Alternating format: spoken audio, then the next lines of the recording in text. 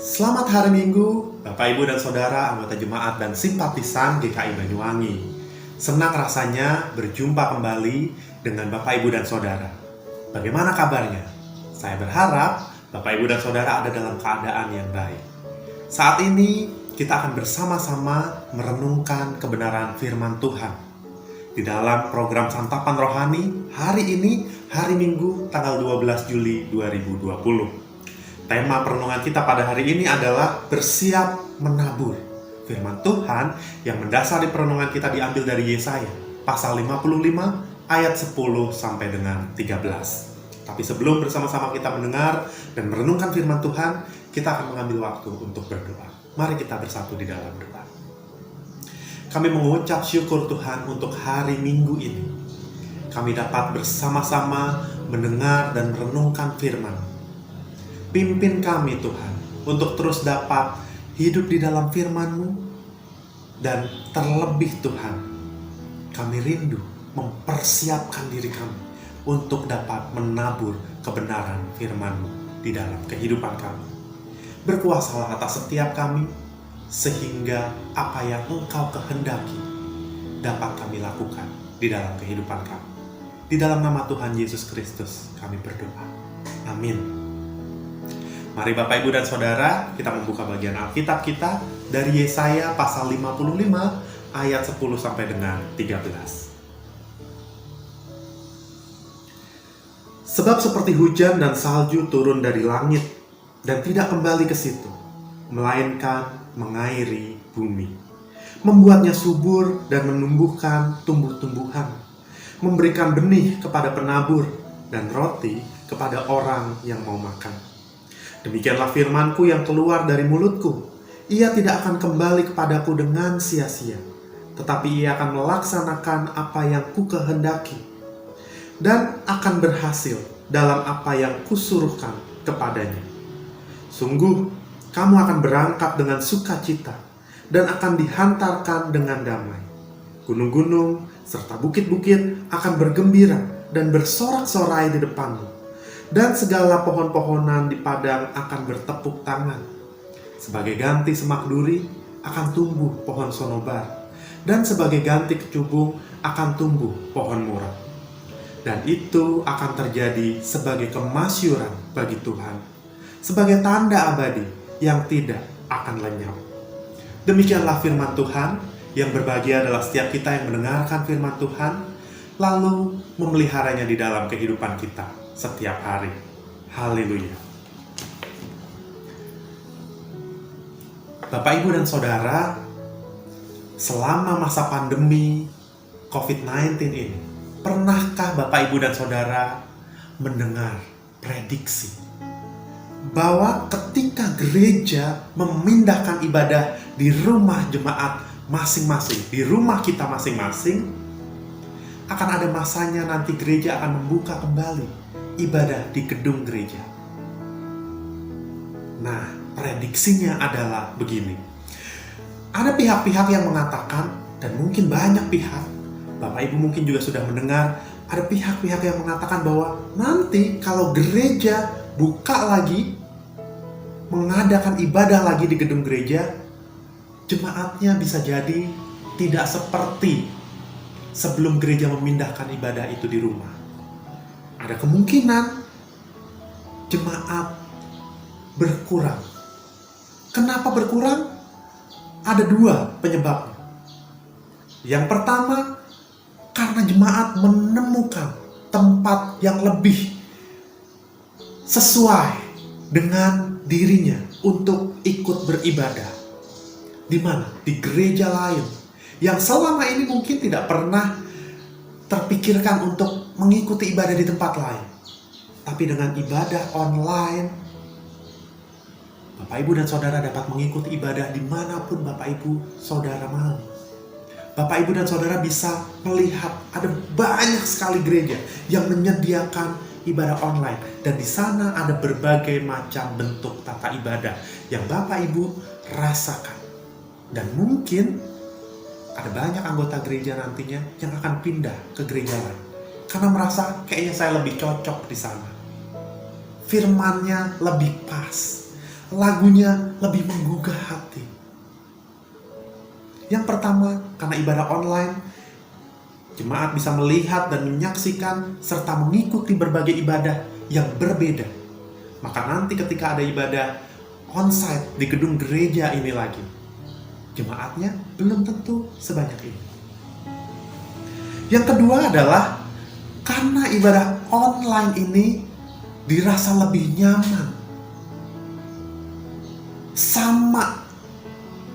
Saya mendapatkan rasa yang sama dengan mengikuti ibadah online dan ibadah onsite. Gak ada beda. Tapi ibadah online menawarkan berbagai jenis kemudahan. Yang pertama, saya gak perlu kemana-mana untuk bisa ikut ibadah.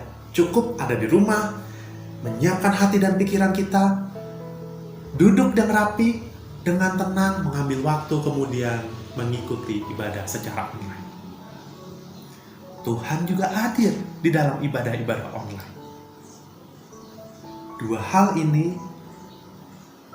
yang diprediksikan oleh berbagai pihak akan membuat ibadah-ibadah di gereja nantinya menjadi lebih sepi. Bapak, Ibu, dan Saudara, pada hari ini kita akan merenungkan tema bersiap menabur. Bisa jadi apa yang diprediksi itu benar. Tapi bisa jadi apa yang diprediksi itu juga tidak benar. Kenapa? Karena Tuhan berkarya. Juga di dalam masa pandemi ini, Tuhan berkarya membentuk iman setiap kita.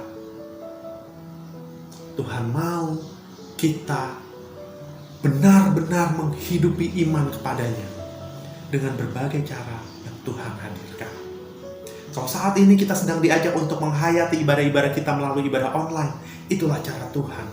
Tapi kalau nanti sudah ada ibadah online, juga ibadah onsite di gedung gereja, itu juga cara Tuhan.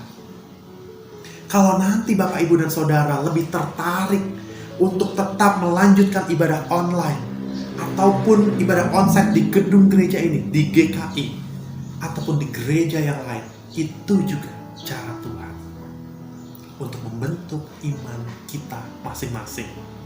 Yang terpenting adalah kesiapan hati kita, kerinduan hati kita untuk berjumpa dengan Tuhan, Allah yang memelihara kehidupan kita. Oleh sebab itu, kalau kita membaca kitab Yesaya, di sana dikatakan di dalam ayatnya yang ke-10 tentang firman Tuhan. Dikatakan di sana, sebab seperti hujan dan salju turun dari langit dan tidak kembali di situ. Firman Tuhan itu ibaratnya hujan yang turun ke bumi atau salju yang turun ke bumi. Bukankah hujan dan salju itu tidak naik lagi dan kembali ke tempatnya? Tetapi ketika ia turun ke bumi, ada sesuatu yang dilakukan oleh hujan dan salju ini. Dikatakan hujan dan salju ini turun mengairi bumi, membuat tanah menjadi subur, sehingga tanah mampu menumbuhkan tumbuh-tumbuhan yang menghasilkan biji dan buah.